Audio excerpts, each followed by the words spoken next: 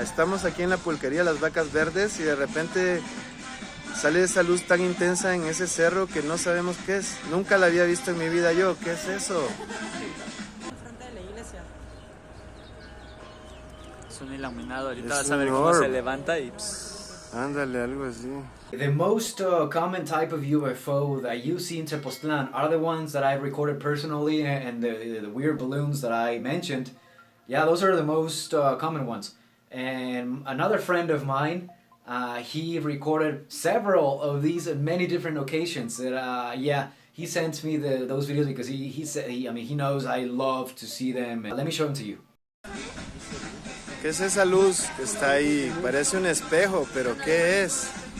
Pero tan fuerte, no mames, ¿qué es eso? ¿Ves? Te digo que aquí hay unas cosas, luego no entiendes. ¿Cómo va a ser tan fuerte, güey? No.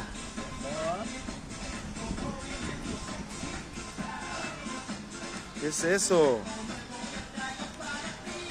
Nunca había visto esto yo, Jamás en mi vida, no, yo, ¿cómo? O sea, ¿qué es eso? ¿Qué onda? Estamos aquí en la pulquería Las Vacas Verdes y de repente sale esa luz tan intensa en ese cerro que no sabemos qué es. Nunca la había visto en mi vida yo. ¿Qué es eso?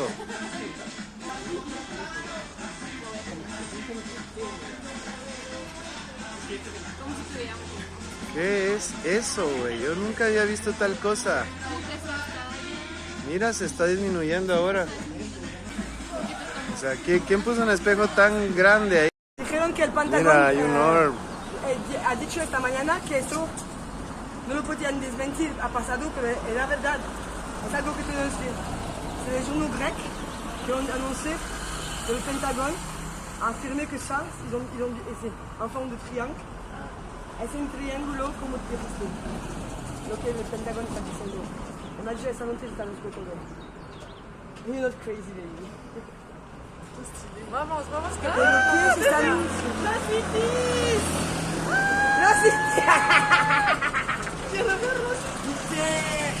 Están aquí. Une heure et demie, hein. Une heure et demie. Je suis là depuis 9h, comme on avait dit. 9h. Yo estoy desde las 8:30. Es un orbo del Teposteco, güey. ¿Qué onda? Mira, un orbo a la par de la pirámide. ¿Qué es eso? Ah, pues si quieres vente caminando y aquí te vemos en las Teposnieves. En la que está derecho por la avenida Revolución, enfrente de la iglesia. Es un iluminado, ahorita Es vas a ver un cómo se orb. levanta y... Ándale, algo así. ¿Qué es eso? No es normal, güey. Obviamente no es normal. Eso no es normal. Pues es que yo no tengo así la gran vista, ¿verdad? Pero no. A ver. Ah, listo, ya está. Ya. ¡Que se mueva! Listo. ¿Qué es eso, pa? Y aparte el jardín es ahí. No se ponen de mamones de que, ay, no puedo subir. Ay, no puedo estar. Me explicó, como muchos otros lugares. So you see those weird bright lights in the distance? Those are them. In one of the videos, you can also see that one of them appears to be closer to the archaeological zone, a pyramid. You see the pyramid at a distance. So this is very common in archaeological zones. These entities kind of like charge their whatever vehicles or themselves, who knows what it is. They charge themselves with the energy that they get from these archaeological zones. I mean, yeah, these pyramids and all these ancient temples, they're built there for a reason. Because that place has a certain special kind of energy. The kind of energy that attracts all these UFOs. And yeah, we see them, for example, getting closer to Stonehenge in England. And I hope you found it interesting. I've been getting a lot of positive vibes. Every time I post about aliens and all these subjects, more than anything else, I've been getting new subscribers. So I guess it's like kind of like a trending topic. And if you want to keep watching more, then yeah, consider subscribing as well if you're new to the channel. Fun fact for you guys before I end the video. Throughout history, there has been a lot of UFO sighting reports in every culture.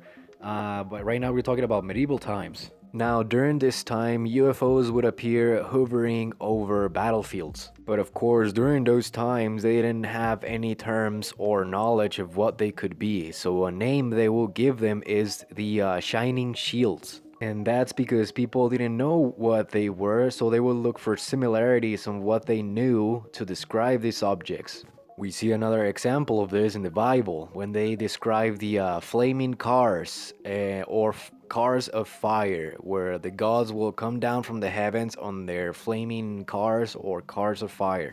But anyway, those flaming cars are a subject for part 3 of this series. Right now, let's stick to the shining shields. Now, people back in the day didn't have any cameras to record all these sightings, so what they would do is project them or project the idea on their paintings. We see this in several very famous paintings. One of my favorite paintings is Madonna and Child Infant Saint John the Baptist. You can clearly see here a representation of a UFO sighting. You have the man here who is witnessing this weird looking balloon that we've been talking about.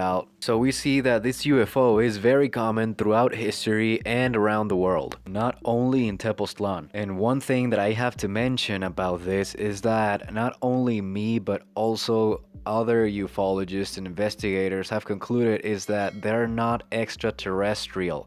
They don't come from outer space or another planet, but they are actually multi-dimensional beings, so they come from another dimension, a higher dimension. And maybe that's why a lot of people that have these UFO sightings, they describe the experience as spiritual. That's why back in medieval times, they would describe these experiences as the angels came down from the heavens, or the gods came down from the heavens, from the clouds, or God himself came down from heaven to talk to them. Due to all the evidence that exists and all the testimonials, ancient writings and stories, even in the Bible, greatly influenced all modern religions. If not, they were or are the building block of all religious beliefs in the world. I don't completely disagree with religious beliefs except for the part that God is something outside of you. I don't believe that a benevolent being wants to be worshipped. Only a demon wants to be worshipped. But anyway, that is just my opinion as always, and I don't believe that these UFOs that I've recorded